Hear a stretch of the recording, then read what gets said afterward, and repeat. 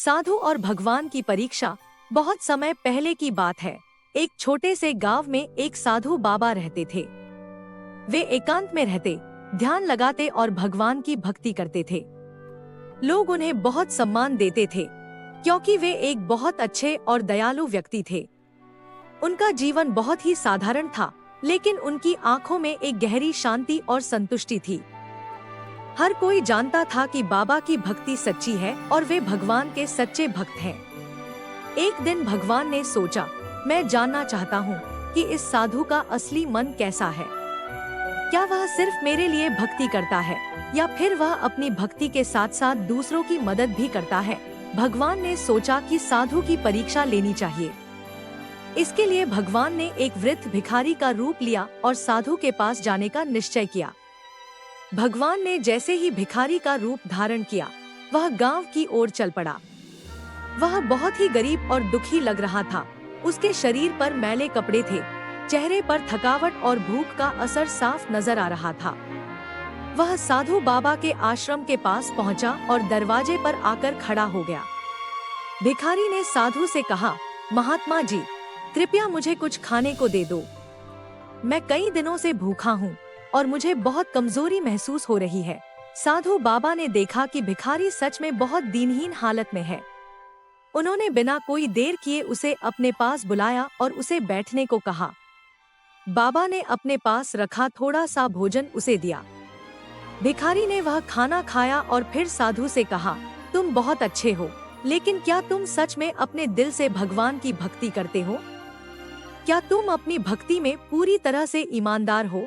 साधु बाबा थोड़ा चौंके और बोले, तुम क्या कहना चाहते हो?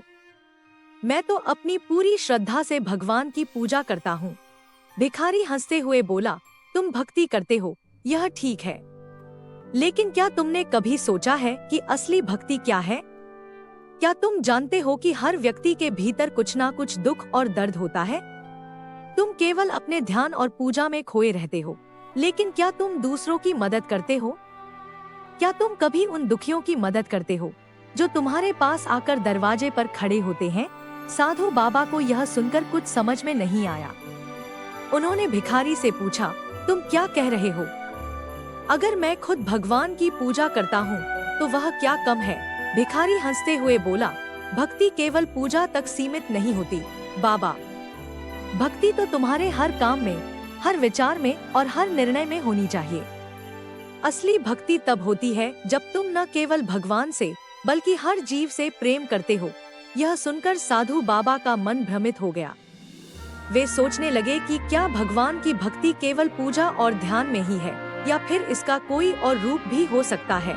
तभी भिखारी ने फिर से कहा, तुमसे कुछ सवाल पूछता हूँ और तुम मुझे सही जवाब दो। अगर तुम सच में अपने दिल से भक्ति करते हो तो तुम सही जवाब दोगे। साधु बाबा ने कहा, पूछो, मैं तैयार हूँ। भिखारी ने पहला सवाल पूछा, अगर तुम देखो कि एक आदमी भूखा है और दूसरी ओर कोई तुमसे मदद मांग रहा है तो तुम किसे मदद दोगे? साधु बाबा ने बिना सोचे समझे कहा, भूखे आदमी को, क्योंकि उसे सबसे पहले खाना चाहिए।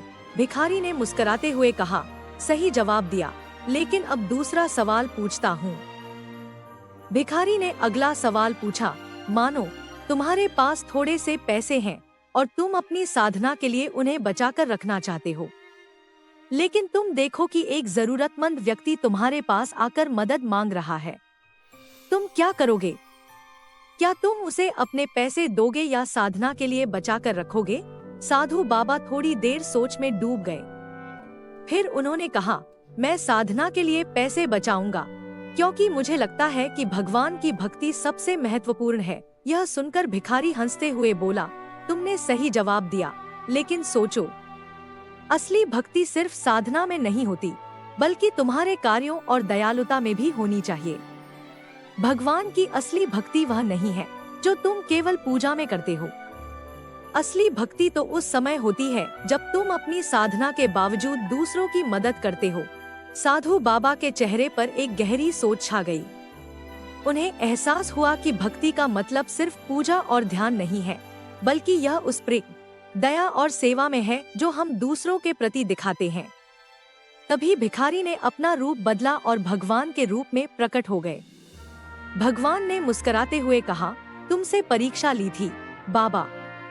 तुम्हें यह समझने की जरूरत थी कि भगवान के साथ साथ दुनिया की सेवा और दूसरों का भला करना भी भक्ति का एक हिस्सा है। साधु बाबा भगवान के चरणों में गिर पड़े और कहा, हे भगवान, आपने मेरी आंखें खोल दी। अब मैं न सिर्फ आपकी भक्ति करूंगा बल्कि हर व्यक्ति की मदद भी करूंगा। भगवान ने कहा, अब तुम समझ गए हो साधु। भक्ति केवल पूजा में नहीं बल्कि हर एक के साथ प्रेम, दया और सहायता करने में होती है। यही असली भक्ति है। इस घटना के बाद साधु बाबा ने अपना जीवन बदल दिया। उन्होंने अपनी साधना के साथ साथ गांव में हर व्यक्ति की मदद करना शुरू किया। वे न केवल भगवान की पूजा करते थे बल्कि हर गरीब, बीमार और दुखी व्यक्ति की सहायता भी करते थे। भगवान ने उन्हें आशीर्वाद दिया और कहा, अब तुम सच में मेरे साथ हो क्योंकि तुमने असली भक्ति का मार्ग अपनाया है। कहानी का संदेश, असली भक्ति न केवल मंदिर में होती है बल्कि वह हमारे जीवन के छोटे छोटे कामों में भी होती है। दूसरों की मदद, दया और सेवा ही असली भक्ति है। तो दोस्तों, आपको यह कहानी कैसी लगी? कमेंट करके जरूर बताएं और इसी तरह के जानकारी वाले वीडियो को देखने के लिए हमारे इस YouTube चैनल को अभी सब्सक्राइब करें।